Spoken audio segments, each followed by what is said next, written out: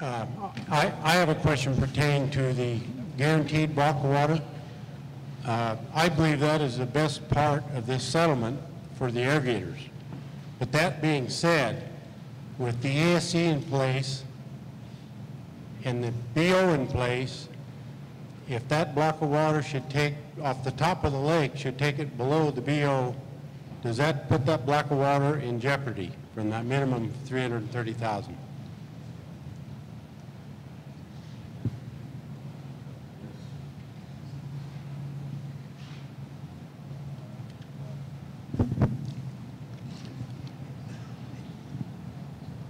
In general, we cannot prejudge the outcomes of biological opinions under existing law. We just can't legally do that. There are a number of ways that this agreement would be good for fish and that would reasonably be expected to improve the status of fish and reduce the pressures from biological opinions. Those include the water acquisition, the increased storage and wetland restoration, the real-time management of water in the lake, the dams out, the improved water quality and water quantity in the river below the lake. All of those things should add up to better populations of suckers and of salmon. So I think that it's reasonable to anticipate that the pressures from biological opinions would be reduced. But I cannot sit here and assure you, I can't prejudge the outcome of biological opinion. It's not legal. Can you address the HCP, how the HCP would play? Greg just asked me to address the question of the HCPs. There are a couple ways that the prohibited take of fish can be authorized, and one is for federal projects, the biological opinions that many of you are familiar with. That's under Section 7 of the Endangered Species Act. Section 7 doesn't cover non-federal projects, non-federal owners. They're covered under Section 10, and there's some advantages and disadvantages under Section 10. In Section 10, in order to get the permit, you have to submit an HCP, and for large numbers of small owners, that's a piece of the ESA that does not work very well. What we're proposing is that to provide the assurances, essentially what these permits do is they give you coverage, and we want to provide that coverage in advance.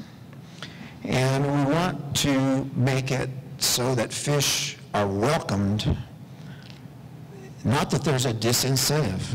So what we're proposing is to try to use some newly developed pieces of ESA regulation and provide a big conservation plan for the non-federal owners that would be put together by the agencies and avoid the expense to the small owners so that that coverage would be in place before the fish come up. That's, again, you can see that in the regulatory assurances part of the document. That's in, I think it's section 20 and 21, where the agencies make the commitment to develop that in participation with and on behalf of the small owners. So I want to let Dave, this is an important point. It's a really good question, Don, and it's one that we have spent a lot of time going through and trying to figure out. So I want Dave take a shot too.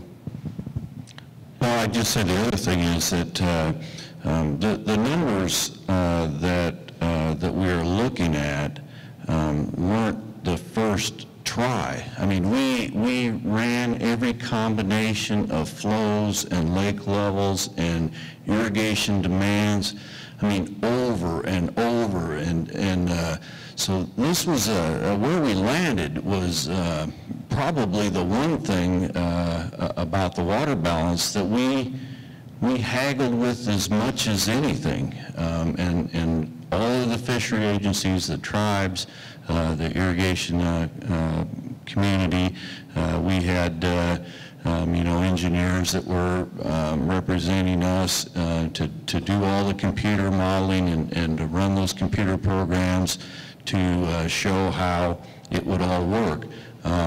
So, everybody has a pretty good idea what it all means, going into this. And, there were tries that people just said, nope, we're not going there. It doesn't work. And so we said, okay, well, let's try something different. So there were lots of different types of water balances that were attempted, and this is where we landed. And I think to answer your question is that it's, I think we all, the entire group, feel pretty comfortable with the outcome of the water balance, and we've taken a look at it pretty closely.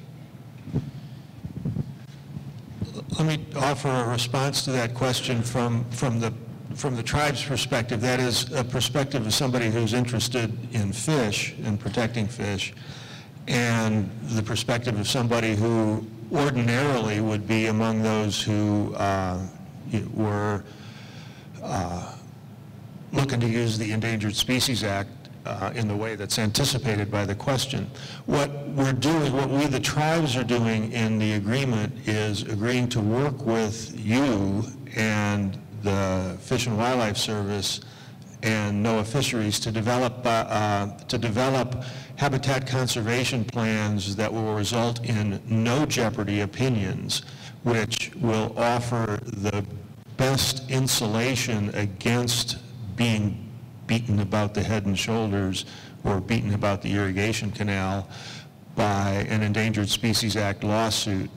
So that's, if you remember my opening comment, that's one of the ways in which the tribes are committed to finding a new way of doing business.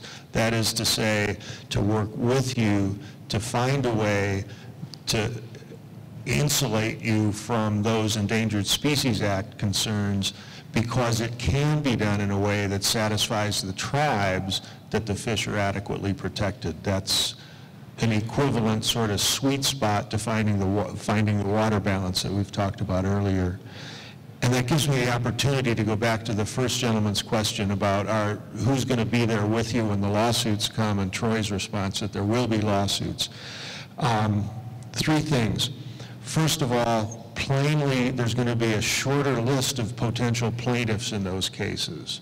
Us, for example. Other tribes, for example. And 9 environmental groups. So none of these things I'm going to say are absolute insulation against those lawsuits, because Troy's right. We're probably all going to face litigation. But the class of plaintiffs is considerably shrunk, so that's helpful. Secondly,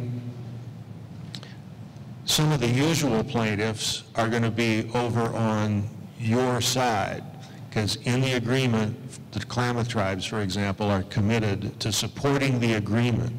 So we're not going to be able to hop over to the other side when it suits us. We're committed. And third, the point I was making in response to the other question is, together with the regulatory agencies, we're going to work to put in place an expression of the Endangered Species Act that's much more immune to attack. Again, I don't want to be misunderstood. I'm not saying any of these things are 100%, but they're at least 100% better than what's there now. And that works for us too, because again, if you think back to my opening remarks, it providing more stability for you on these points helps us, because we're more stable then. And reducing conflict with you, by definition, reduces conflict for us, because that's where the conflict has always been, or has historically been. So, yeah, there'll be litigation, but it's less likely to be successful, and the lineups will be different.